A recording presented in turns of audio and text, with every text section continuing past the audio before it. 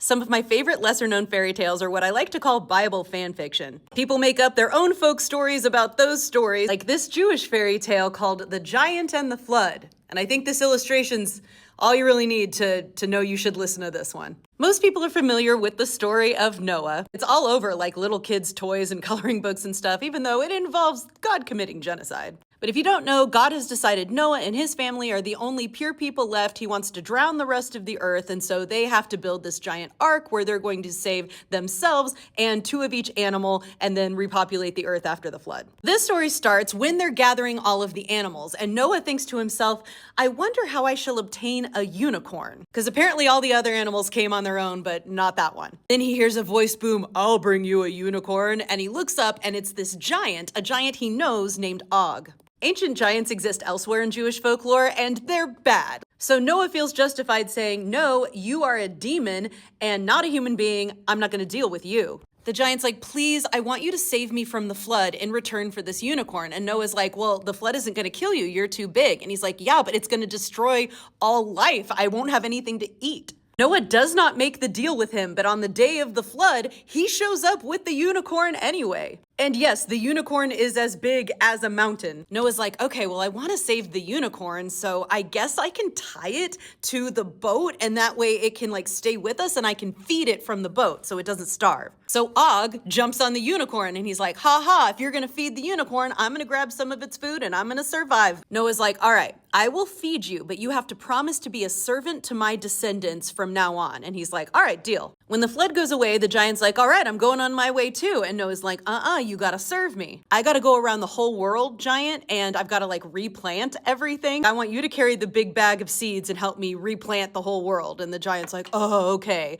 So he goes with Noah around the whole world. They replant everything and they finally get to the grapevine. Now it's apparently new because the giant's like, what is this, Noah? Is it food or drink? And Noah says, both. It may be eaten, or its juice may be made into wine. So he plants the grapevine and he blesses it. Be thou a plant pleasing to the eye, bear fruit that will be food for the hungry, and a health-giving drink to the thirsty and sick. Og is like, this sounds like a great plant. Can I make some sacrifices to it? And Noah's like, sure. So Og goes away and he comes back with a sheep, a lion, a pig, and a monkey. First, he slaughters the sheep and says, when man has a few drops of the wine, he'll be as harmless as a sheep.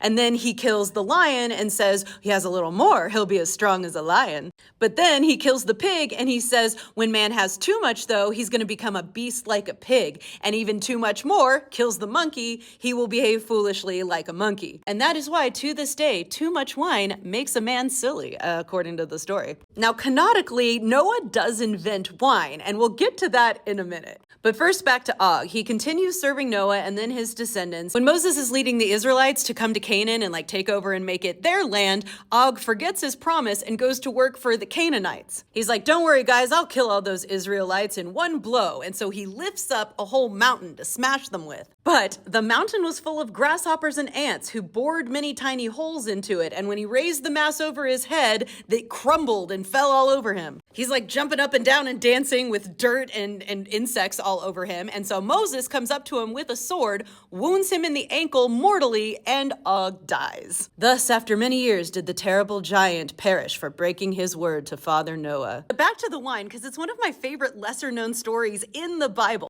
After the flood, Noah does plant a vineyard and he gets super drunk on his own wine and lays uncovered in his tent. Noah's son Ham, who becomes the father of Canaan, saw his father's nakedness and told his brothers, and that leads to Canaan being cursed by Noah. People have lots of different opinions about what Ham did that got him cursed. All the Bible says is that Noah gets drunk and naked and that Ham sees his nakedness and tells his brothers. That's all it says, which leads some people to believe that maybe originally there was more to the story and it got cut out. Is the crime seeing his father, or is the crime telling his brothers about his father's shame? Some people say uncovering someone's nakedness is an older way of saying having sexual relationships, so maybe he sexually assaulted his father. What's hilarious to me is that the 2014 movie Noah with Russell Crowe, even though it is so not biblical in so many ways, it includes that part, sort of. If you've never seen it, it's wacky as heck. I saw it back in 2014, and mostly what I remember is there are giants in it,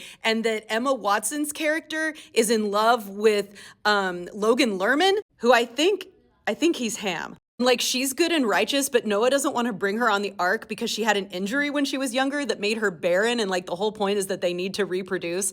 And I think he sneaks her on the ark. I don't remember what happens. I'm pretty sure she survived, though. There just is one scene at the end where Russell Crowe gets drunk and like falls down in his vineyard naked. And then all of the brothers like put a sheet over him. And that's it. There's no weird stuff and no cursing of one of the characters. But it's still just crazy to me that they included that part because no one ever really talks about it. In this fairy tale, we never find out what happened to the giant unicorn and why they don't appear to be around now. Just like all folklore and mythological texts and sacred texts, there just can't be an answer to everything.